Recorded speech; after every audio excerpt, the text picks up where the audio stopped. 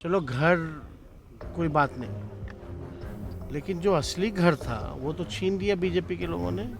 चिराग जी हो या रामविलास जी हो, हमेशा नरेंद्र मोदी जी के तरफ ही खड़े रहे हैं, लेकिन उनके तरफ खड़े रहने का ये परिणाम होगा कि उनके घर को ही आग लगा दिया जाएगा। नमस्कार, न्यूज़ फाउंडेशन देख रहे हैं और मैं हूं आपके साथ रंजन सिंह। आपको बता दें कि रामविलास पासवान के बेटे चिराग पासवान जिस तरीके से 12 जनपद में रह रहे थे और उनके बंगले को खाली करवा दिया गया।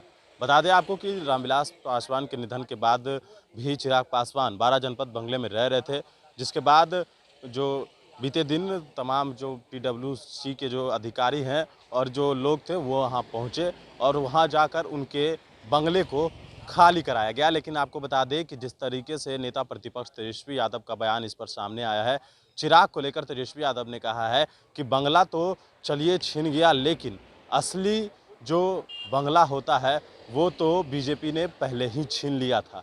जो असली बंगला यानी कि चुनाव का सिंबल है वो भारतीय जनता पार्टी ने पहले ही छीन लिया था और पार्टी के वो 2 खंड में बांट दिया। ये बात तेजस्वी यादव ने कहा। चिराग पासवान ने कहा कि अंतिम सांस तक रामविलास पासवान जो है भारतीय जनता पार्टी के साथ रहे और चिराग जी भी कहते हैं कि हम उनके हनुमान हैं और हम जिस तरीके से हनुमान के ही घर में आग लगाई है, तो इस पर हम ज़्यादा कुछ नहीं कहेंगे। लेकिन भारतीय जनता पार्टी ने जिस तरीके से चिराग पासवान के साथ किया है, उनका असली बंगला ही पहले छीन लिया था। क्या कुछ कह रहे थे तेजस्वी यादव चिराग पासवान को लेकर, जरा वो जिस तरीके से इन दिनों आप देख रहे हैं चिराग पासवान के साथ जो हुआ, बंगला खाली कर देगा। एक समय था जब लालू प्रसाद यादव उनके बंगले को बचाने के लिए उन्हें राज्यसभा भेजा करते थे। आप कैसे देख रहे हैं, क्योंकि वो बीजेपी का हनुमान थे। देखिए, रामविलास पासवान जी आराम से रामविलास पासवान जी अंतिम सांस तक जो है बीजेपी के साथ रहे। चिराग जी ने ये भी कहा था कि हम हनुमान हैं। अब जिस प्रकार का जो व्यवहार हुआ उनके साथ, चलो घर कोई बात नहीं, लेकिन जो असली घर था वो तो छीन लिया बीजेपी के लोगों ने। वो असली घर कौन सा था? चुनाव का सिंबल छिना गया और पार्टी को 2 पार्ट में कर दिया गया।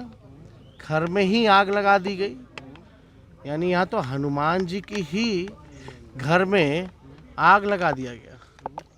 तो ये तो इस पे हम ज़्यादा कुछ कहेंगे नहीं, लेकिन लगातार शुरुआत से ही चिराग जी हो या रामविलास जी हो, हमेशा नरेंद्र मोदी जी के तरफ ही खड़े रहे हैं, लेकिन उनके तरफ खड़े रहने का ये परिणाम होगा कि उनके घर को ही आग लगा दिया जाएगा।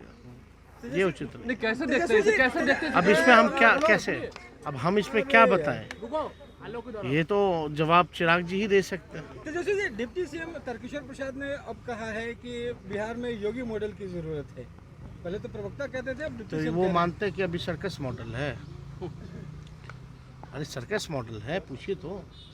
क्या उनका भरोसा नहीं रहा सीएम पे, नीतीश कुमार पे? अब हम नहीं जानते, लेकिन बिहार की जनता तो देख रही है कि सर्कस मॉडल चल रहा है। और लाएगा कौन? क्या है मॉडल? क्या है मॉडल? क्या है हमको तो पता ही नहीं है। वो कह रहे हैं कि बुलडोजर ही उनका मॉडल है। हाँ, बुलडोजर ही उनका यूपी मॉडल। क्या होता है वो? किस लिए? हमको वो कॉन्सेप्ट समझ में नहीं आया भाई। बुलडोजर चलना चाहिए तो बेरोजगारी पे चलाते क्यों नहीं है यूपी में? योगी जी ने कहाँ बेरोजगारी पे बुलडोजर चलाई? कहाँ क्राइम पे बुलडोजर चलाया?